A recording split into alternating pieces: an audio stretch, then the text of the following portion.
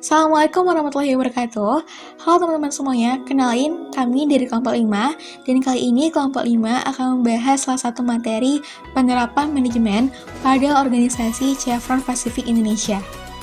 Nah, namun sebelumnya kita ketahui dulu nih siapa sih anggota dari kelompok 5. Jangan di skip video ini ya, check it out! Halo teman-teman semuanya, perkenalkan nama saya Natasha, NIM saya 120503216558. Halo teman-teman semua, perkenalkan nama saya Gia Hajazarin dengan NIM 12050322787. Halo teman-teman semuanya, perkenalkan nama saya Nabila Fadia Akila dengan NIM 12050323291. Halo teman-teman semuanya, perkenalkan nama saya Sepia Nazwa Apriani dengan NIM 12050321905. Halo teman-teman semuanya, perkenalkan saya Zaira Hindarwina dengan NIM 12050324080. Nah, sebelum kita mengetahui bagaimana penerapan manajemen pada Chevron Pacific Indonesia, ada baiknya kita mengetahui bagaimana profil Chevron Pacific Indonesia. Profil dari Chevron Pacific Indonesia atau CPI. Nah, PT Chevron Pacific Indonesia ini adalah anak perusahaan dari Chevron yang bertugas mengeksplorasi minyak yang ada di Riau. Para karyawan PT Chevron Pacific Indonesia ditempatkan di 4 kota di Riau, yaitu Kota Dumai, Kota Duri, Kota Minas, dan Kota Pekanbaru, yaitu daerah Rumbai.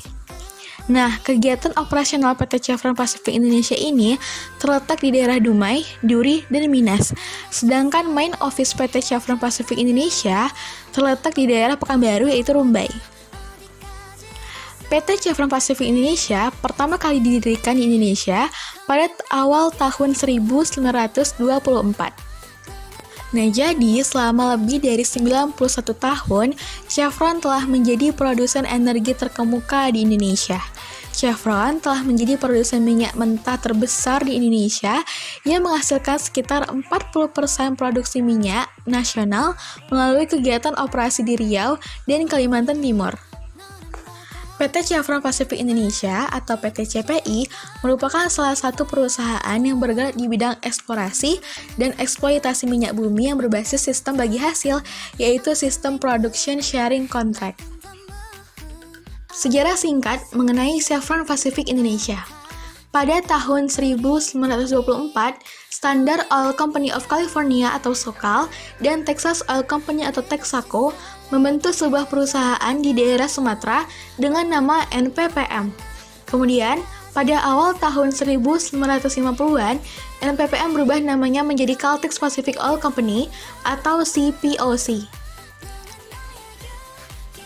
Nama Caltex pun berubah kembali di awal tahun 1960-an menjadi Caltex Pacific Company atau CPC. Pada dekade tahun 1970-an, mengubah lagi namanya menjadi PT Caltex Pacific Indonesia. Pada tahun 1980, Caltex Pacific Indonesia memerlukan suatu terobosan untuk meningkatkan produksinya.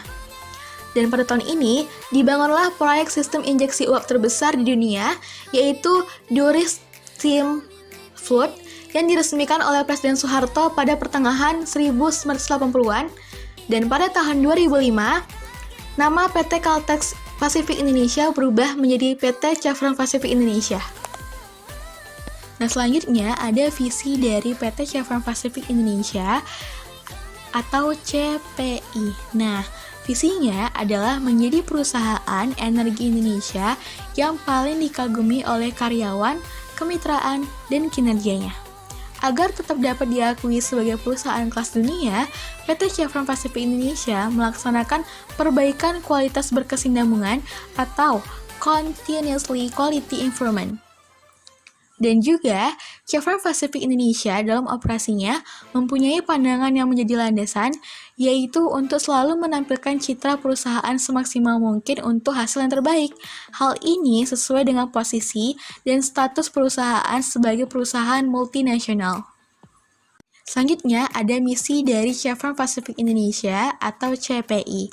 Nah, misi yang diemban oleh PT Chevron Pacific Indonesia ini merupakan tujuan yang ingin dicapai oleh perusahaan. Selanjutnya ada moto dari Chevron Pacific Indonesia. Apa sih motonya? Motonya yaitu PT Chevron Pacific Indonesia will effectively explore and develop hydrocarbons for the benefit of Indonesia and its shareholders. Maksudnya ialah PT Chevron Pacific Indonesia akan secara efektif mengeksplorasi dan mengembangkan hidrokarbon untuk kepentingan Indonesia dan pemegang sahamnya. Penerapan fungsi manajemen terbagi menjadi 4. Yang pertama ada planning, yang kedua ada organizing, yang ketiga ada leading, dan yang keempat ada controlling. Nah, bagaimana penerapan fungsi manajemen organisasi pada Chevron Pacific Indonesia? Untuk mengetahuinya, teman-teman bisa simak video ini lebih lanjut ya. Nah, teman-teman, selanjutnya ada planning Chevron Pacific Indonesia. Yang pertama ada penerapan misi. Secara mandiri, PT Chevron Pacific Indonesia akan mencari peluang bisnis energi yang lain dengan menggunakan sumber daya yang dimiliki, agar dapat terus tumbuh serta memberikan nilai tambah. Yang kedua, ada penerapan visi. A. Menyediakan energi dan layanan yang sangat vital bagi kehidupan masyarakat yang berkualitas. B. Diakui berkat pekerjanya yang handal serta berkomitmen tinggi, baik secara perorangan maupun sebagai badan usaha. C. Berpikir dan bersikap secara global dan menghargai dampak positif dari kedua hal tersebut terhadap perusahaan. D. Menjadi mitra usaha pilihan dengan menjadi teladan dalam menjalin kerjasama yang baik, serta memiliki kinerja bertaraf internasional. Selanjutnya nih teman-teman, yang ketiga ada penerapan sarana penunjang operasi Chevron Pacific Indonesia. Beberapa poinnya yaitu, yang pertama pembangkit listrik tenaga gas alam yang terdapat di Duri dan Minas. Generator yang dipasang pada kedua pembangkit tersebut berjumlah 22 buah dan mampu membangkitkan listrik sampai dengan 429 MW. Saluran transmisi yang digunakan untuk melakukan distribusi listrik membentang sepanjang 1.300 km dan mempergunakan teknologi. Hal ini memungkinkan untuk melakukan pemutusan aliran listrik. Yang kedua, kompleks penyimpanan minyak yang mampu menampung 5,8 juta barel minyak. Yang ketiga, 2 buah pipa saluran yang masing-masing berdiameter 90 cm dan 75 cm yang menghubungkan di Minas Dumai dan Bangko Dumai.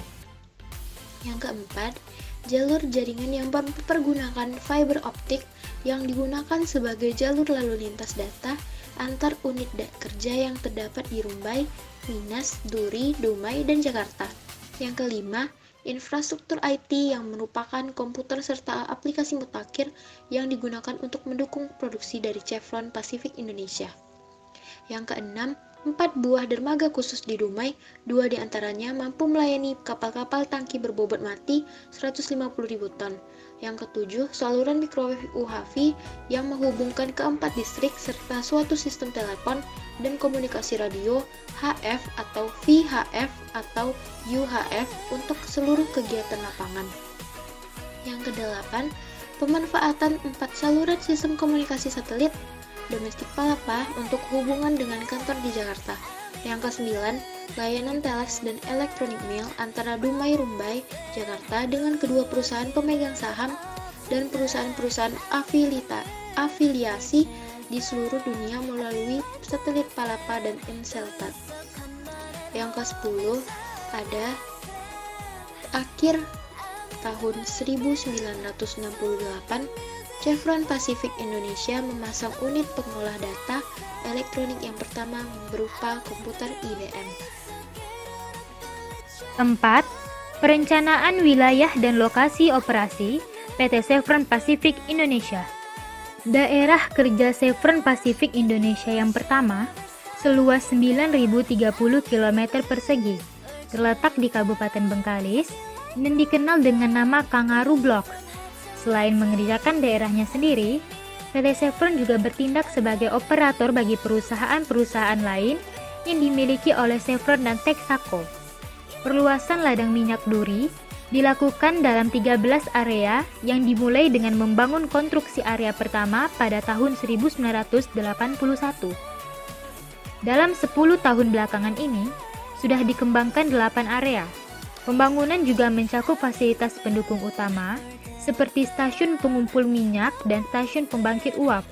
Sampai pengembangan area 5, sistem injeksi yang diterapkan adalah sistem pola 7 titik, di mana satu buah sistem injeksi uap dikelilingi oleh 6 buah sumur produksi. 5. Perencanaan kegiatan produksi Chevron Pacific Indonesia. Tahun 1969, lapangan minyak milik Chevron Pacific Indonesia yang ada di Minas telah berhasil memproduksi 1 miliar barel minyak bumi. Dengan tercapainya produksi minyak sebanyak itu, lapangan minyak yang berada di Minas menjadi salah satu lapangan minyak yang terbesar di dunia. Tahun 1990, produksi akumulatif minyak milik Chevron Pacific Indonesia telah mencapai 7 miliar barel yang berasal dari 3.237 sumur minyak yang terbesar di 96 lapangan. Lapangan minyak di Minas memberikan sumbangan paling besar. Dari sekian banyak lapangan minyak yang terdapat di Sumatera yang dikelola oleh Chevron Pacific Indonesia, lapangan minyak yang berada di Minas merupakan lapangan minyak yang hasil minyaknya paling digemari oleh negara-negara industri. Minas crude oil sangat digemari oleh negara-negara industri karena kandungan belerang yang terdapat di dalamnya sangat rendah. Sedangkan minyak mentah yang dihasilkan di Duri, Sumatera Heavy Oil, memiliki kekentalan yang tinggi. Hal ini disebabkan kandungan rantai karbon yang panjang dalam minyak sangat tinggi. Selain itu, pada tahun 2006, lapangan minyak di Duri telah menghasilkan minyak bumi sebesar 2 miliar barel. Perencanaan sumber daya manusia dari PT Chevron Pacific Indonesia. Chevron Pacific Indonesia kurang lebih memiliki 7.000 tenaga kerja yang 98% diantaranya merupakan pekerja yang berkebangsaan Indonesia. Sejak tahun 1996, Chevron Pacific Indonesia telah dipimpin oleh orang Indonesia sendiri. Saat ini, Chevron Pacific Indonesia telah melaksanakan proses alih teknologi dan alih keterampilan, yang pada dasarnya terdiri dari 3 aspek, yaitu yang pertama keterampilan pertukaran gagasan, yang kedua proses komunikasi antar tenaga kerja Indonesia dengan tenaga kerja asing, dan yang ketiga program pengembangan sumber daya manusia meliputi kursus keahlian dasar yaitu pelatihan bahasa Inggris, keahlian teknik yaitu pelatihan kejujuran, serta program pengembangan manajemen yaitu kursus manajemen dan pelatihan khusus bagi para karyawan senior. Untuk menyiapkan tenaga Indonesia yang dapat menduduki jabatan yang lebih tinggi, serta untuk melakukan alih teknologi, setiap tahunnya diadakan pengiriman karyawan untuk mengikuti pelatihan sambil bekerja di Amerika Serikat. Kesempatan pengembangan karir terus disediakan untuk setiap karyawan. Investasi dalam sumber daya manusia merupakan salah satu falsafah dari PT Chevron Pacific Indonesia. Tugas serta tanggung jawab Divisi Sumber Daya Manusia pada PT Chevron Pacific Indonesia yaitu yang pertama ada menjalankan proses strategi pertumbuhan sumber daya perusahaan. Yang kedua, pengorganisasian sumber daya manusia guna menjamin keutuhan operasional dengan kinerja yang tinggi serta produktivitas yang berkesinambungan atau berkelanjutan sesuai dengan harapan perusahaan. Nilai dan filosofi PT Chevron Pacific Indonesia. Pertama, dasar perusahaan PT Chevron Pacific Indonesia berdiri atas nilai-nilai yang dibangun. Yang kedua, perusahaan ini bertindak mengikuti dasar petunjuk tersebut. Yang ketiga, dengan cara yang etis dan rasa tanggung jawab sosial serta menjunjung tinggi standar etika menghargai hukum. Yang keempat, dan ia juga mendukung hak asasi manusia, memelihara lingkungan, dan memberi manfaat kepada masyarakat di sekitar. Adapun nilai-nilai dari perusahaan. Yang pertama, integrity, kejujuran. Yang kedua, partnership, kemitraan. Yang ketiga, diversity, keragaman. Yang keempat, trust, kepercayaan. Dan ada juga responsibility, tanggung jawab, high performance, kinerja tinggi, growth, pertumbuhan. Selanjutnya yaitu organizing pada PT Chevron Pacific Indonesia. Fase sistem organisasi pada PT Chevron Pacific Indonesia. PT Chevron Pacific Indonesia mengalami beberapa fase pada sistem organisasinya. yaitu yang pertama pada 11 Maret 1995, PT Chevron Pacific Indonesia menggunakan sistem line and stop, yaitu sistem yang bersifat fungsional yang dikenal dengan SBU atau Strategic Business Unit. Pada saat itu, wilayah operasi PT Chevron Pacific Indonesia disebut dengan Rumbai SBU, Minas SBU, Bekasap SBU, Duri SBU, dan Support Operation. Pada bulan Maret 2004, SBU diganti dengan sistem baru yang disebut dengan IBUC, yaitu Indonesian Business Unit Challenge, yang mengatur wilayah operasionalnya dengan OU atau Operating Unit. OU lebih bersifat kerja tim dan sesuai dengan proses pekerjaannya yang terdiri dari Heavy Oil OU dan Sumatra Light Oil OU. OU adalah suatu struktur organisasi yang berdasarkan proses kerja 25 bisnis dan mempunyai otoritas tersendiri atas proses produksi dari awal hingga akhir dalam suatu unit, sehingga ada pelimpahan wewenang atau desentralisasi yang besar pada suatu unit. Sejak Agustus 2005, Chevron mengakuisisi Unicol dari seluruh industri hulu yang memakai nama Chevron menjadi PT Chevron Pacific Indonesia dengan visi menjadi perusahaan energi dunia yang dikagumi karena karyawan, kinerja, dan kemitraannya.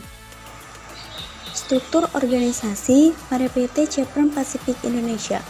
Secara garis besar, struktur PT Chevron Pacific Indonesia dapat kita lihat pada skema berikut. Ada beberapa jabatan yang ada di PT Chevron Pacific Indonesia secara garis besarnya.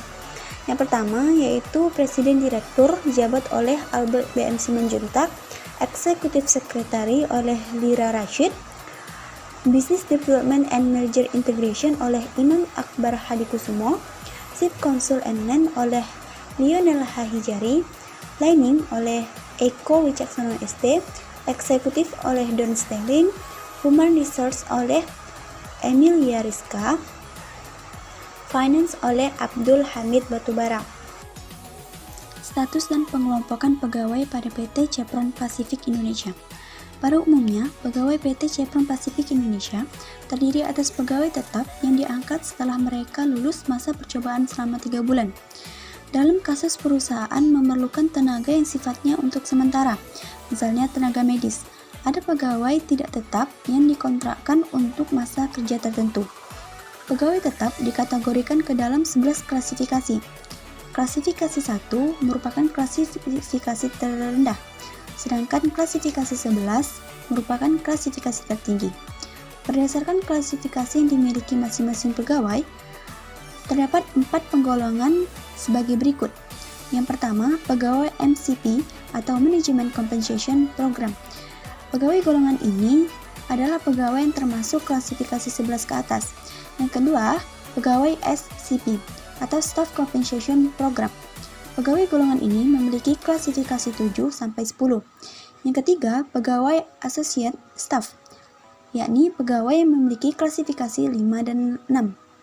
Yang keempat, pegawai non-staff, pegawai dengan klasifikasi 1 sampai dengan 4.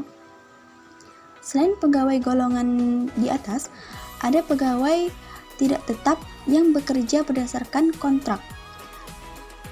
Pegawai kelompok terakhir ini dalam bekerja dipimpin oleh penyelia PT Chevron Pacific Indonesia dan bertanggung jawab kepadanya. Walaupun demikian, pegawai kontraktor ini tidak menerima gaji dari PT Chevron Pacific Indonesia. Gaji mereka dibayar oleh pihak kontraktor. Leading Chevron Pacific Indonesia. Leading, Hashim sebagai Vice President Chevron Pacific Indonesia menjelaskan bahwa leadership atau kepemimpinan merupakan seni memotivasi sekelompok orang untuk mencapai tujuan bersama. Pemimpin yang baik atau good leader adalah pemimpin yang memberikan pelayanan, di mana pemimpin juga harus mendengar pendapat dan aspirasi semua anggota tim. Lantas, bagaimana cara menjadi seorang pemimpin yang sukses? Yakni yang pertama, jaga sikap dan jadi panutan. Yang kedua, fokus pada prioritas. Yang ketiga, memberikan umpan balik. Yang keempat, membimbing dan mempersiapkan suksesor. Sebagai orang yang pernah mengikuti berbagai pelatihan tentang leadership, baik di luar negeri maupun dalam negeri, Hashim mengajak mahasiswa dan pelajar agar mulai mengembangkan keterampilan interpersonal untuk menumbuh kembangkan kemampuan kepemimpinan. Caranya, dengan berpartisipasi aktif di berbagai kegiatan organisasi, baik di lingkungan sekolah, kampus, komunitas, maupun lingkungan tempat tinggal. Anda sebagai mahasiswa, untuk tahap awal, ikuti kegiatan organisasi kemahasiswaan, bangun jaringan, dan coba peluang dalam berbagai kompetisi dan secara proaktif terlibat dalam organisasi kemasyarakatan. Yang terakhir, yaitu controlling atau pengawasan Chevron Pacific Indonesia. Pengawasan masukan atau input controls. Pengawasan masukan direncanakan untuk memberikan jaminan yang cukup bahwa data yang diterima untuk diproses oleh EDP sudah diotorisasi, dirubah ke bentuk yang dapat dibaca oleh mesin dan diidentifikasikan. Dan data itu termasuk data yang dikirim lewat jalur komunikasi. Tidak ada yang hilang, berkurang, bertambah, diduplikasi, atau diubah tanpa izin. Pengawasan masukan termasuk pengawasan-pengawasan yang berhubungan dengan penolakan, koreksi, dan yang sudah dikoreksi. Selanjutnya, pengawasan proses atau processing controls. Sebelum data transaksi diproses oleh komputer, data transaksi dicek validitasnya. Walaupun demikian, pengawasan proses harus direncanakan untuk menemukan kesalahan yang belum terdeteksi oleh program pengecekan validitas, sekaligus mengecek kesalahan-kesalahan dalam proses. Pengawasan proses yang direncanakan untuk memberi jaminan yang cukup bahwa EDP telah dilaksanakan sesuai dengan tujuan dari aplikasi tertentu. Misalnya, bahwa semua transaksi diproses seperti yang direncanakan, bahwa tidak ada transaksi yang sah yang hilang, dan bahwa tidak ada transaksi yang tidak sah yang ditambahkan. Yang terakhir yaitu pengawasan keluaran atau output control.